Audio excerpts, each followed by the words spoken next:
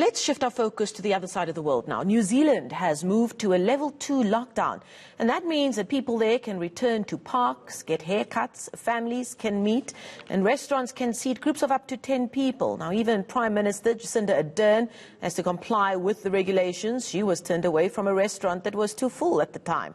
Just one new COVID-19 case was reported this weekend. The country has recorded just under 1,500 cases with 21 deaths. For more on how life is like or how it's developed under alert level 2 in New Zealand, I'm joined now on the phone line by Eduan Roos, head of sports at New Zealand Media and Entertainment. He is in Auckland. Some of you might recognize his name from his bylines and broadcasting when he still lived here in South Africa. Eduan, thank you so much for joining us this morning.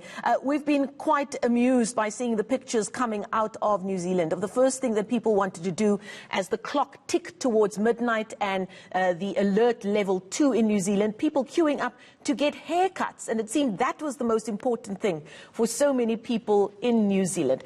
How has the first weekend been like under a much looser COVID-19 related lockdown? Good morning. First of all, yeah, it's I was one of those people queuing for a haircut. If I'm entirely honest, getting a haircut, a takeaway coffee, sending the kids back to kindy. You know, it's pretty good at the moment after about 8 weeks of quite strict lockdown. There is, however, still a sense of anxiety. People are a little bit cautious still, just in heading into this new normal that we're facing. But yeah, like I said, you mentioned the numbers, and things aren't looking too bad at the moment.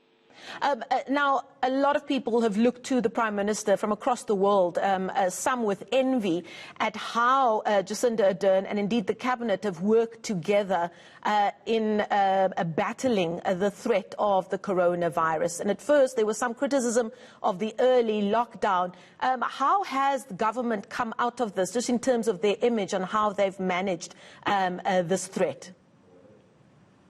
They've not been without their problems. We've seen the odd protest and, you know, a certain level of unhappiness at some of the decisions made, which was entirely expected.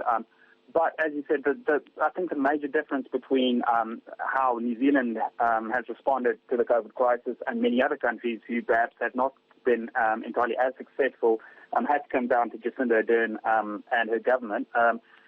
They decided to go hard and go early. I think we had a first reported case on February 28th, and by 21st of March, they had announced that we would go into full lockdown, which meant, you know, hardly any movement outside of your bubble, as it's referred to here, for 4 weeks. And then we moved down to alert level 3, which is the equivalent of South Africa's alert level 4, I believe, for another 2 weeks. But just Prime Minister Ardern herself, her actions during this time have been described as an absolute masterclass in crisis communication. She has fronted the media and the nation 5 days a week without fail for more than 2 months now, just updating the nation, being empathetic, being compassionate in her messaging.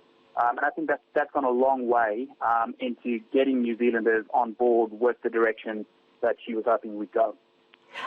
Now, South Africans know New Zealanders obviously through various things, especially the relationship through rugby, and we know New Zealanders to be quite a quirky bunch, depending on who you're speaking to and from what part of New Zealand they're from. How have New Zealanders managed through lockdown? They can be quite social animals like South Africans are. It's probably a Southern Hemisphere thing. Have they managed with good humour along the way?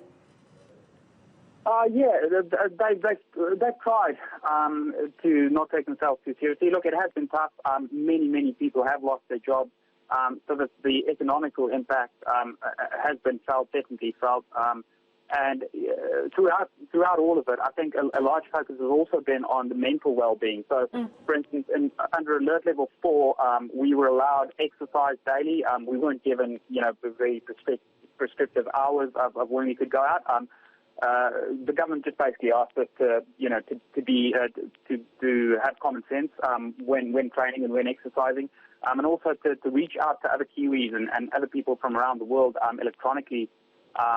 You know, just to stay connected, stay in touch, and look after the mental well-being side of things. But a hell of a lot of baking, I can tell you that. Flour ran out about in the first couple of days, you could hardly find any flour in supermarkets. So people did try and keep busy. They tried connecting with their family members, and I think it's pretty much the same as in South Africa. Like you alluded to, we love our sports. So it was tough not having any live sports on the go, but we managed to bear through it, and I think we're so much more appreciative of where we are under level 2 now. Before I let you go, obviously you spoke about the new normal. From what you've seen, I believe you're busy moving, so that's been your main focus for you and your family. Have you seen businesses taking heed of how they now need to be operating as they head into this restriction that allows them to operate, at least on some level? Yeah. So the key word, operative word at the moment is obviously to stay safe and have common sense. So all businesses are back up and running, but there are still quite stringent restrictions around what you're able to do. So for instance, weddings and funerals, 50 people maximum allowed to attend. You're still required to physically distance, even in the workplace. So staggered working times. And then, physically staying away from the guy in the cubicle next to you. So exactly how they'll police that, we'll find out in the next few weeks. But so far, it's been pretty good. And the police have also announced quite recently that they have been given powers to physically enter people's properties to check on whether gatherings are, a maximum of 10 people are or people are adhering to the restricted numbers of people allowed in households. So, for the most part, Kiwis are playing ball, but they are keeping a close eye on everyone. Just one last question very quickly. What is the latest on the rugby front? Many people will want to know. Are we going to be seeing some of the New Zealand teams take each other on in a bubble of sorts so that they can keep going as we head into the very important rugby season in New Zealand? Yes. So a truncated Super Rugby season between the Kiwi teams, the 5 Kiwi teams, they play each other home and away. I think that starts in June.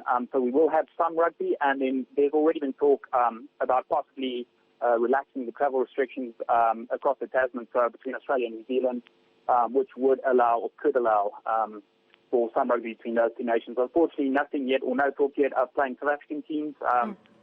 But, who knows where we might be in another couple of weeks or months.